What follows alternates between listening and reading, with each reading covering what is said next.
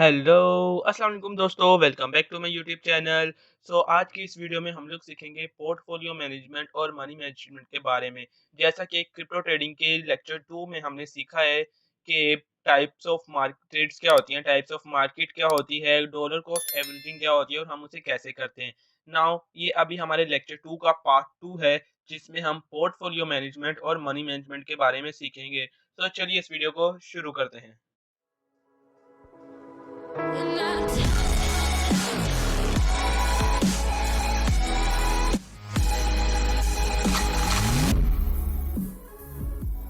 Portfolio management में दोस्तों हम सबसे पहले सीखेंगे रिस्क टू रिवॉर्ड के बारे में, जानेंगे कि रिस्क टू रिवॉर्ड क्या होता है। तो दोस्तों रिस्क टू रिवॉर्ड जानने से पहले मैं आपको बताऊंगा कि ट्रेडिंग में दो टाइप्स होती हैं, बाइंग एंड सेलिंग, जिसमें दो किस्म होती हैं। एक होती है टेक प्रॉफिट मींस टीपी, जिसकी शॉर्ट फॉर्म है टीपी, और एक होता है स्टॉप लॉस मींस एसएल। आपने शॉर्ट फॉर्म याद कर लेनी है, शॉर्ट फॉर्म ही ज्यादातर यूज होती हैं, स्टॉप लॉस और take profit. Risk to reward का एक फॉर्मूला है जिससे हम कैलकुलेट करते हैं कि हमें कितना प्रॉफिट हुआ या कितना लॉस हुआ। रिस्क टू रिवॉर्ड को कैलकुलेट करने के लिए हम जो है स्टॉप लॉस को डिवाइड करते हैं टेक प्रॉफिट के साथ। आपको मैं एक एग्जांपल के तौर पे समझाता हूँ। जैसे कि मेरे पास $1000 का फंड पड़ा है। अब मैंने उसमें से $100 की ट्रेड की, $100 की ट्रेड की, जिसमें मैंने अपना स्टॉप लॉस कर दिया कि अगर $10 का मुझे लॉस होगा तो मैं ट्रेड एग्जिट कर दूंगा। मींस के $100 में से अगर मेरी जो है वो ट्रेड $90 पे आती है तो मैं मार्केट से एग्जिट हो जाऊंगा, अपनी ट्रेड को क्लोज कर दूंगा। ये होता है स्टॉप लॉस। टेक प्रॉफिट यानी कि मुझे $30 का अगर प्रॉफिट होता है, मींस के $130 का अगर मुझे प्रॉफिट हो जाता है, तो मैं मार्केट से एग्जिट हो जाऊंगा, अपनी ट्रेड को क्लोज कर दूंगा। इसको कैलकुलेट करने के लिए हम स्टॉप लॉस यानी कि 10 को 1 कंसीडर करके और टेक प्रॉफिट को 3 कंसीडर करके डिवाइड कर देंगे। ठीक है, जिससे हमें पता चल जाएगा कि हमारा कितना प्रॉफिट और कितना लॉस हुआ है। उसको मैं आपको आगे चार्ट में समझाता हूँ, बट आपने मेरी दो बातें हमेशा याद रखनी है कि आपने कभी भी अपनी जो फंड है, अपना जो कैपिटल है, उसको 100% ट्रेड में यूज नहीं करना। एग्जाम्पल, अगर मेरे पास $1000 है तो मैंने अपने $1000 ही इन्वेस्ट नहीं करने। अगर आप अपने $1000 ही जो आपका फंड है, जो आपका कैपिटल है, आपने वो ही यूज कर लिया, तो आप ट्रेडिंग से आउट हो जाओगे, आप वेनिश हो जाओगे। लाइक आपने तो अपना सारा फंड ही यूज कर लिया, आप ट्रेडिंग क्या करोगे? आप कम बैक ही नहीं कर सकते ट्रेडिंग में। आपने हमेशा जो भी आपका फंड है उसमें से आपने 10% ट्रेड करनी है। ठीक है, 10% की ट्रेड्स करनी है, यानी कि सपोज आपने एक 100% की ट्रेड की, उसमें जो प्रॉफिट हुआ लॉस हुआ, फिर आपने $100 की ट्रेड की। ऐसे आपने करनी है, यानी कि आपने हमेशा अपना जो कैपिटल है, जो फंड है, आपने 100% यूज करना। ये नहीं करना, आपने ये गलती बिल्कुल नहीं करनी। और हमेशा आपने दूसरी बात हमेशा याद रखिएगा, always take calculated risk approach. मतलब कि आपने हमेशा जो है रिस्क टू रिवॉर्ड को कैलकुलेट करके ही ट्रेड्स करनी है। कभी नहीं आपने ही करना कि ये आप डायरेक्टली ट्रेड्स कर रहे हैं, ना ही आप कोई एनालिसिस कर रहे हैं, ना ही आप कोई रिसर्च कर रहे हैं। बिना एनालिसिस जो आपकी फीलिंग आ रही है आप वो ट्रेड कर रहे हैं। जैसे कि नीचे मैंने एक चार्ट क्रिएट किया जिसमें मैंने 5 ट्रेड्स हैं। ठीक है, मैं आपको एग्जांपल के तौर पे समझाता हूँ कि रिस्क टू रिवॉर्ड क्या होता है। सपोज कि मेरी एक ट्रेड है जिसमें मेरा जो है स्टॉप लॉस मेरा $20 का है और टेक प्रॉफिट मेरा $10 का है। इसमें जो मेरा रिस्क टू रिवॉर्ड हो गया वो हो गया 2/1, 2/1 हो गया। जिसमें मैंने 50% रेट विन की, मतलब कि 10 ट्रेड थी जिसमें से मैं 5 ट्रेड लूज कर गया, 5 ट्रेड्स विन कर गया, और उसमें मुझे लॉस हो गया $50 का। वो कैसे हुआ? वो इस तरह के हुआ क्योंकि मेरा जो स्टॉप लॉस था वो $20 था और मेरा टेक प्रॉफिट $10 था, जो कि मेरा लॉस से कम था प्रॉफिट, जिसकी वजह से मैं 5 ट्रेड्स हारा और 5 ट्रेड्स जीता, फिर भी मुझे $50 का लॉस हो गया। अगर दूसरी ट्रेड की बात करें तो उसमें मैंने अपना स्टॉप लॉस रखा $10 और मेरा जो टेक प्रॉफिट था वो भी $10 था। मींस के दोनों मेरा सेम था। रिस्क टू रिवॉर्ड अगर कैलकुलेट करें तो 1/1 हो गया मेरा। मींस अगर मैं 50% ट्रेड जीता हूँ उसमें से, मतलब 5 ट्रेड हारा 5 ट्रेड जीता, तो मेरा जो है वो लॉस और प्रॉफिट कुछ भी नहीं हुआ, न्यूट्रल है। ठीक है, क्योंकि मेरा टेक प्रॉफिट भी सेम है, नेट प्रॉफिट भी सेम है। टेक प्रॉफिट और स्टॉप लॉस दोनों सेम है, 1/1 है। इसलिए मैं 50% ट्रेड्स जीता हूँ, मतलब कि 5% लूज़ की, 5% जीता, तो मुझे कोई फ़ायदा नहीं हुआ, ना ही कोई नुकसान हुआ है। अगर मैं तीसरी ट्रेड की बात करूँ, मैंने तीसरी ट्रेड की जिसमें मेरा स्टॉप लॉस $10 है और मेरा टेक प्रॉफ़िट $20 है। यानी कि मेरा टेक प्रॉफ़िट 1% ज़्यादा है, 10% ज़्यादा है, ठीक है?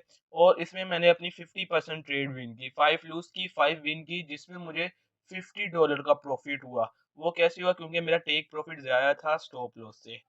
देन मैंने अगेन एक और ट्रेड की, जिसमें मैंने $10 का स्टॉप लॉस रखा अगेन, और अपना टेक प्रॉफ़िट 30% रखा, मीन्स 1/3 मेरा रिस्क टू रिवॉर्ड हो गया, जिसमें से मैंने 50% ट्रेड विन की और मीन्स 5 ट्रेड विन की और मुझे $100 का प्रॉफ़िट हो गया।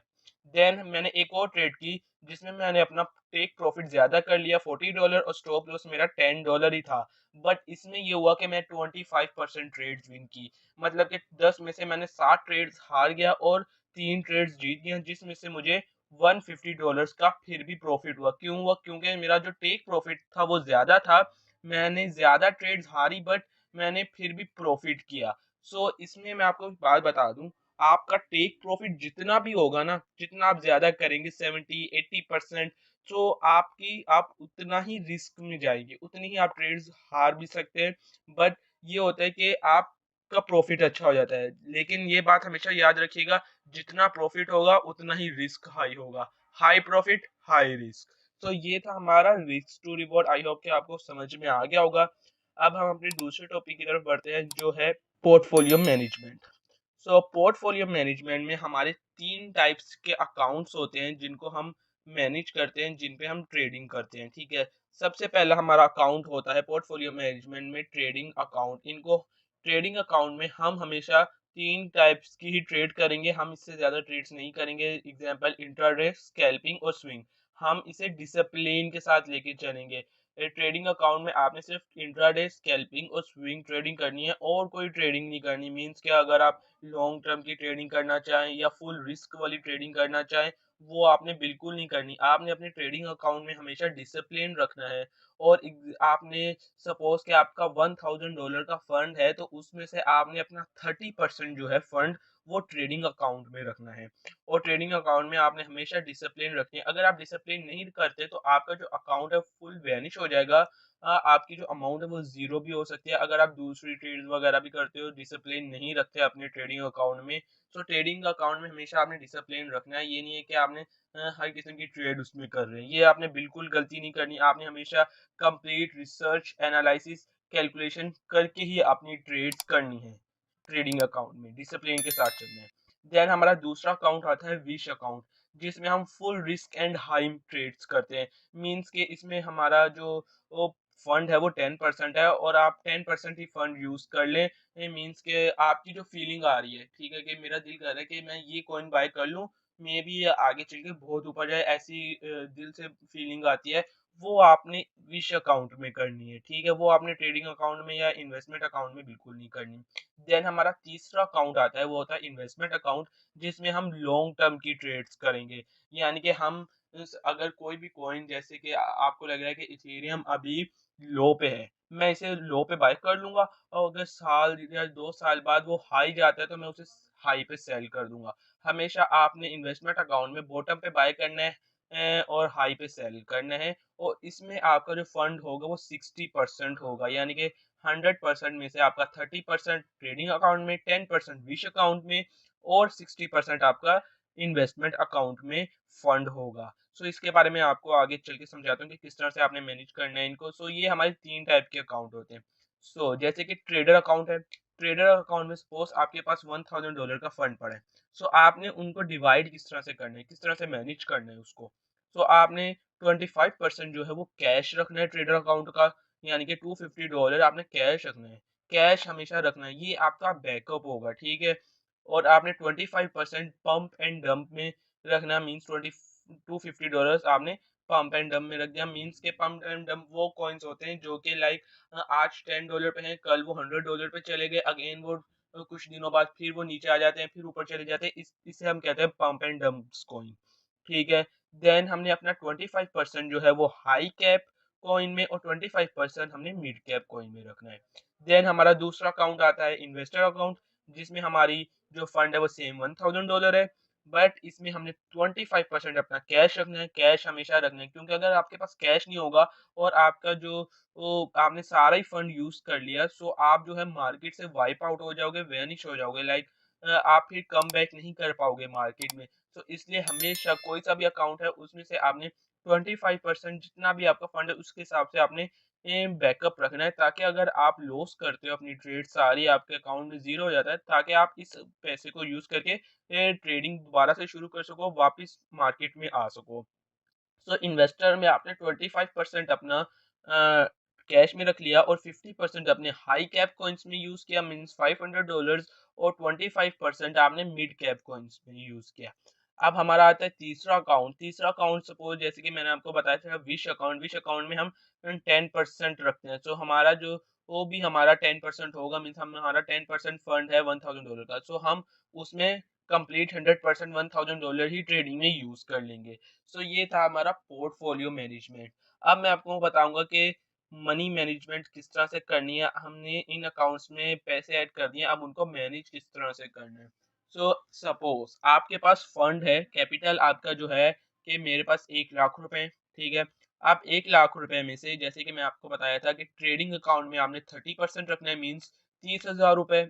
देन आपने इन्वेस्टमेंट अकाउंट में 60% रखा, 60,000 रुपए, और आपने विश अकाउंट में अपना 10% बजट रखा जो है 10,000 रुपीज़, ठीक है। देन ट्रेडिंग में हमने जैसे कि सपोज़ कैश हमारा ट्रेडिंग में 30,000 था, यानी कि 30%, तो उसमें से हमने 7,500 कैश में रखा, 7,500 हमने पंप एंड डंप में, और 7,500 और 7,500 रुपए हमने हाई कैप कॉइन और मिड कैप कॉइन में रखा। इस तरह से हमने अपनी मनी को डिवाइड करना है, अपने मनी को मैनेज करना है, ठीक है। देन आपका, और इनमें आपने हमेशा ट्रेडिंग अकाउंट में डिसिप्लिन रखना है, ये मेरी बात याद रख लें। आप बेशक इन चीज़ों के स्क्रीनशॉट लेके या फिर आप नोट डाउन करके रख लें, ठीक है? ये बहुत इम्पोर्टेंस है। ये एक तरह की आपकी लर्निंग है। अगर आप ये माइंड में रखेंगे तो ही आप डिसिप्लिन के साथ अपनी ट्रेडिंग को प्रॉफिट में लेके चल पाएँगे। नाउ इन्वेस्टमेंट में आपने सपोज़ ₹60,000 रखे हुए हैं, ठीक है? 60% अपने 1 लाख रुपए में से। आपने उसमें से ₹15,000 कैश रखने हैं जो कि आपका बैकअप होगा। देन बाकी आपने ₹30,000 हाई कैप कॉइन में और ₹15,000 आपने मिड कैप कॉइन में ट्रेड करनी है। देन विश अकाउंट में आपका 10% है, मीन के ₹10,000, और वो आपने ₹10,000 कंप्लीट ट्रेडिंग अकाउंट में यूज़ कर सकते हैं, 10,000 की ट्रेडिंग कर सकते हैं। सो ये था हमारा मनी मैनेजमेंट, जिसमें हमने पोर्टफोलियो मैनेजमेंट में हमारे 3 टॉपिक्स थे। एक था रिस्क टू रिवॉर्ड मैनेजमेंट, और एक था मनी मैनेजमेंट और पोर्टफोलियो मैनेजमेंट। मुझे उम्मीद है कि आप लोगों को वीडियो अच्छी लगी होगी। अगर अच्छी लगी हो तो प्लीज़ वीडियो को लाइक करना और चैनल को सब्सक्राइब करना। Thank you so much for watching. Bye.